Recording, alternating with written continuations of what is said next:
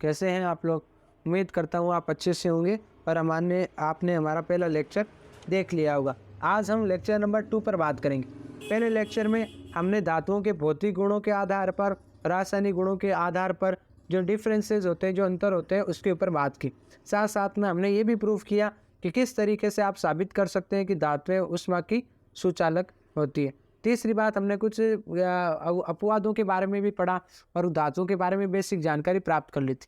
लेकिन अगर आपको एक लाइन में कोई बोले कि बताइए धातु किसे कहते हैं, या फिर जो धातु है, ठीक है ना, जो धातु है उसके भौतिक गुण लिखिए, तो याद रखिए धातुएं भारी होती है, चमकदार, तन्य, आघातवर्धनीय होती है और ये ऊष्मा और विद्युत की सुचालक होती है।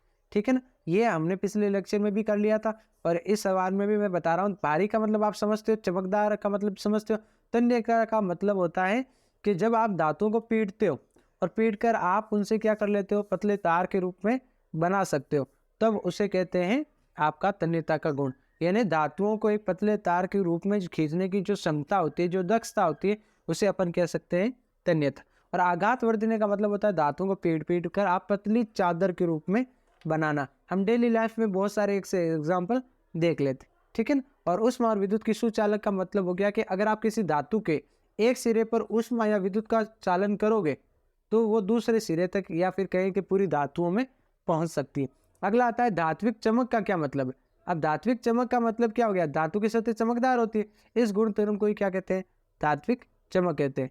इसके बाद में आता है आघातवर्धनीय तन्यता का अर्थ क्या है। अभी मैंने आप बताया धातु को पतली चादर के रूप में बनाना, ये तो तन्यता का गुण है, ठीक है। और आपको धातुओं को पतले तार के रूप में खींचने की क्षमता, ये तन्यता है। याद रखिएगा, पूछ सकते हैं एमसीक्यू में, सबसे अधिक तन्य धातु कौन सी है, सोना है। आप 1 ग्राम सोने से 2 किलोमीटर लंबा तार बना सकते हो, ठीक है। अगर आपको इतना पता चल गया तो क्या आप बता सकते हैं कि सोने की शुद्धता किस में मापी जाती है। बहुत ईजी है, सोने की शुद्धता आप किस में नापते हो, सोने की शुद्धता हम नापते हैं कैरेट में। आपसे सुना होगा 24 कैरेट, 22 कैरेट, 23 कैरेट, ठीक है ना। तो शुद्ध सोने के आभूषण क्यों नहीं बनाए जा सकते, इसका मेन कारण है कि हमारे घरों में जो सोना आता है वह पूरी तरीके से शुद्ध सोना नहीं होता, पूरी तरीके से प्योर 24 कैरेट का सोना नहीं होता, क्योंकि 24 कैरेट का जो सोना है वो काफ़ी नर्म होता है।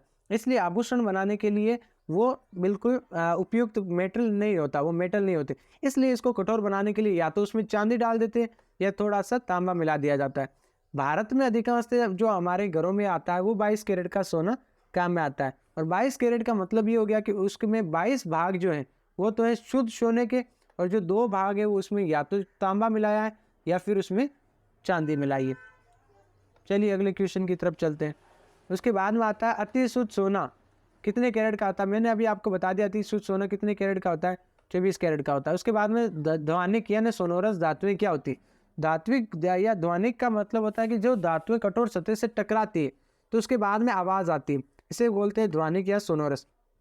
इसके ऊपर आपको सवाल जैसे यहाँ पे एक आ गया कि बता स्कूल की घंटी धातु की क्यों बनी हुई होती है, तो मैंने क्या कहा कि धातुएं हैं कठोर सतह से जैसे ही टकराएंगी वो आवाज़ उत्पन्न करेंगी और ये आवाज़ काफ़ी दूर तक सुनाई देगी, जिसके कारण से स्कूल की घंटी हमेशा धातु की बनी होती है। साथ साथ में अगर आपके हाथ से कभी बर्तन गिर जाता है तभी एक आवाज़ आती है, ठीक है ना। पहले आवाज़ आती है फिर चप्पल आती है। तो उसके बाद में याद रखिएगा ये जो आवाज़ है धातुओं की कठोर सतह से टकराने के बाद में जो आवाज़ आती है इसे ही कहते हैं धात्विक गुण। उसके बाद में एक अच्छा सा सवाल है कि जो विद्युत के तार है वो पीवीसी अथवा रबड़ जैसी सामग्री की परत उनके ऊपर क्या लगाते हैं। आप बाहर निकल के देखिए, आपके जो तार हैं उनके ऊपर पीवीसी या फिर रबड़ की सामग्री लगी हुई है। इसका मेन कारण है कि विद्युत की जो तार है वो विद्युत के सुचालक है, यानी अगर आप उनके डायरेक्ट कॉन्टेक्ट में आओगे तो आपको भी विद्युत का झटका लग सकता है। इससे बचने के लिए हम उस तार के ऊपर पीवीसी या रबड़ की या एक परत लगा देते हैं, जिससे हम उस तार के डायरेक्ट कॉन्टेक्ट में नहीं लग सकते, ठीक है ना। दूसरी बात, क्या आप मुझे ये बता सकते हैं कि जब जो तार होते हैं उनके ऊपर कोई परत नहीं चढ़ी हुई होती तो हमें तो करंट लग जाता है, लेकिन जो पेड़ जो हमारे पक्षी हैं उनको करंट नहीं लगता, वो आराम से ऊपर बैठे रहते हैं। अगर आपको इसका आंसर पता है तो प्लीज़ आप कमेंट बॉक्स में हमें ज़रूर बताइएगा। उसके बाद में हमने पढ़ा था कि जो धातुएं हैं वो अम्ल से क्रिया करके हाइड्रोजन गैस देती है। अब आपको क्यों देती है वो हाइड्रोजन गैस, वो हमने लेक्चर फर्स्ट में डिस्कशन किया था, ठीक है ना। उसमें हमने ये बताया था कि वो धातुएं हैं वो हाइड्रोजन को आसानी से प्रतिस्थापित कर सकती है। जैसे ही हाइड्रोजन प्रतिस्थापित हुई यानी वो हाइड्रोजन गैस के रूप में बाहर निकल सकती है। तो आपको ये जवाब देना है कि दो धातुओं को ऐसे नाम बताने जो हाइड्रोजन को विस्थापित कर सकती है और दो धातुएं जो उनको विस्थापित नहीं कर सकती। तो आपको धातुओं से अधिक अभिक्रियाशील धातुओं के नाम बताते हैं। ठीक है, हाइड्रोजन धातु से अधिक अभिक्रियाशील दो धातुओं के नाम।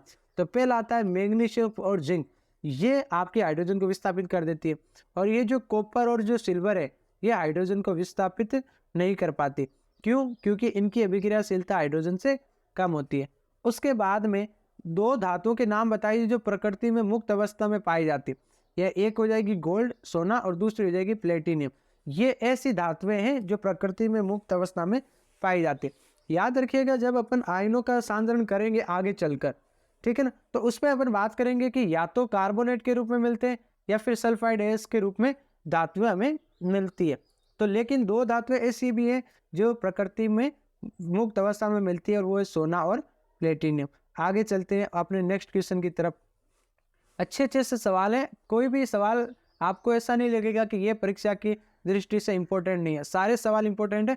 आप इस लेक्चर सीरीज को लगातार देखते जाइए और साथ साथ में चैनल को सब्सक्राइब कर लीजिए ताकि जैसे ही हमारा प्रीमियर हो, ठीक है ना, जैसे ही वीडियो अपलोड हो सबसे पहले आप देखें, नोट्स चले। दुनिया से 2 कदम आगे चलोगे तभी सक्सेस आप हासिल कर सकते हो। कंपटीशन का ज़माना है।